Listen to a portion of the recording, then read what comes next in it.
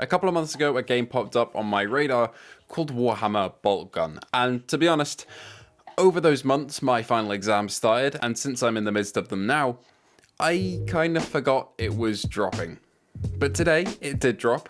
Or yesterday for you guys, but today for me recording this. And it is one of the most fun shooters I've played in a very, very long time, and one of the most fun games this year that I've played. Warhammer Boltgun is a game set in the Warhammer 40k universe. If you don't know what that is, go give it a Google. You'll find lots of images of people playing with action figures, essentially, and I'm one of those people. I'm a big fan of the tabletop game. I've made animations with the figures before. I'm not the biggest fan of all of the lore. I know some of it, but not very in depth, so a lot of the references in Boltgun went over my head, but essentially that's the universe that Boltgun is set in.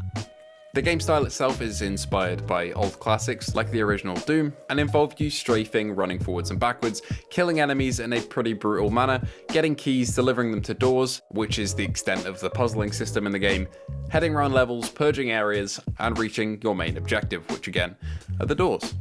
Now, first of all, I've got to get the main thing out of the way, and that is the visuals and the animations. They're very stylized in a way that calls back to shooters of old, like Doom, for example. And although a game like this isn't everyone's taste in 2023, I'm a huge fan of the way it uses this visual style, and a huge fan of the animations in general. If you didn't know, and you've only been following me for a little while, which fair enough, this is very obscure knowledge about the channel and myself, I am a so-called animator.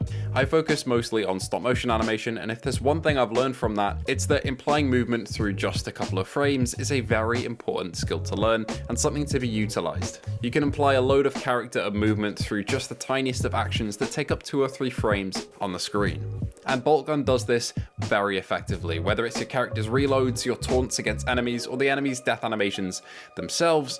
It excels in presenting a clear message and tone and visual cues to the player through these animations. With the very wide enemy variety of Boltgun and the amount of particles it presents to you on screen, what's really impressive is the fact that it distinguishes enemies to the player really effectively. You can tell which enemies you're up against, how to counter them, which lanes to take and what weapons to use, and see what stage that animation's in, all through a couple of glances, because they're all very distinct and their animations are pronounced enough through, again, just a couple of keyframes to deliver accurate information to the player, and I think that's genius. Anyway, let's move on a little bit from the styling of the game, although if you don't like it, or if you really like it, you can actually use a slider to move it one way or the other, which I find quite funny, to be honest. Sliding it all the way to retro, or sliding it away from retro, results in a cleaner image, which I personally think is too clean for the style the game's going for. I find that the 50% option is just right, or you can slide it all the way to the left and have 3 pixels to shoot an enemy with.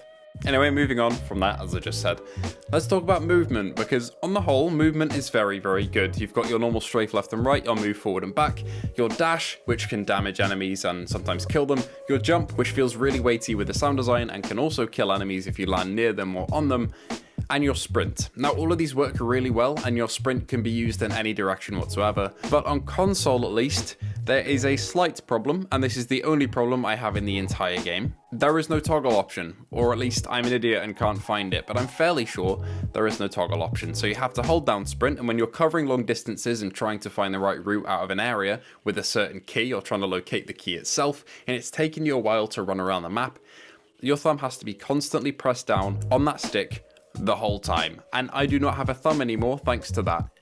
Honestly, I think it went numb on about hour 3 into my play session, but that's kind of a nitpick. It's probably fine. You're probably not going to notice it too badly unless you're trying to really speed through everything. And to be honest, you probably want to stop and take in the sights every now and then.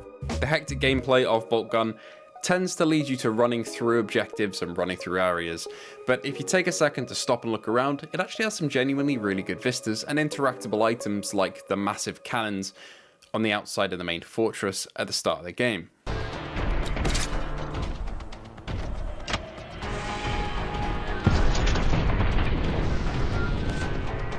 Now you have a couple of weapons to choose from, including your plasma gun, your bolter, your shotgun, and your heavy bolter. Heavy bolter being my favorite because its sound design is great, and it's just so satisfying to mow down corridors of enemies with. All of these guns are viable and good to use, and of course you've got your melee weapon, your chainsword, which you mash the left trigger to use and deliver consecutive damage against enemies. All of these have really good sound design,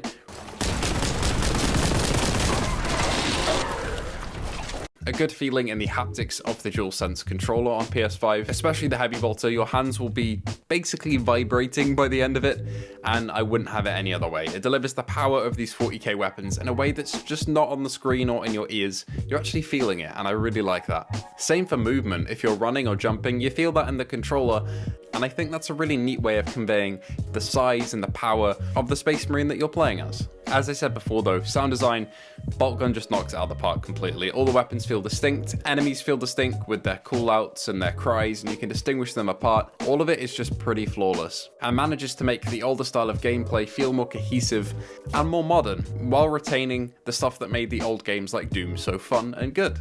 And I just don't get how it feels so cohesive with the amount of enemies that the game presents to you. There are a lot of different models and a lot of different members from the Chaos faction in Warhammer that are present here in Boltgun, and it manages to nail them all pretty much. They all distinct, they all have their roles, can be dealt with in different ways and should be dealt with in different ways. And overall, the inclusion of the Warhammer lore, even to somebody who's quite casual like myself, although I do play the tabletop game a fair bit, it's just pretty neat. Honestly, you could jump into this game without knowing anything about Warhammer and still have a good time. Learn a bit on your way through, as there's a servo skull that teaches you basically everything you need to know. Pay attention to that because it will give you directions when you're lost. And overall, even if you're not into Warhammer and like the look of the game, I'd say jump onto it. It's about £18 here in the UK, and that is criminally good value for the amount of fun you're going to get out of this. So there you have it. Boltgun has been one of my favourite games this year so far. Did not expect that, even though I thought it'd just be a neat little shooter. If you did enjoy, please leave a like and subscribe. If you want to buy this game, let me know if you enjoy it, because I really hope you do, because I have enjoyed it very much so far. Once again, thank you all for watching, and I'll see you in the next one.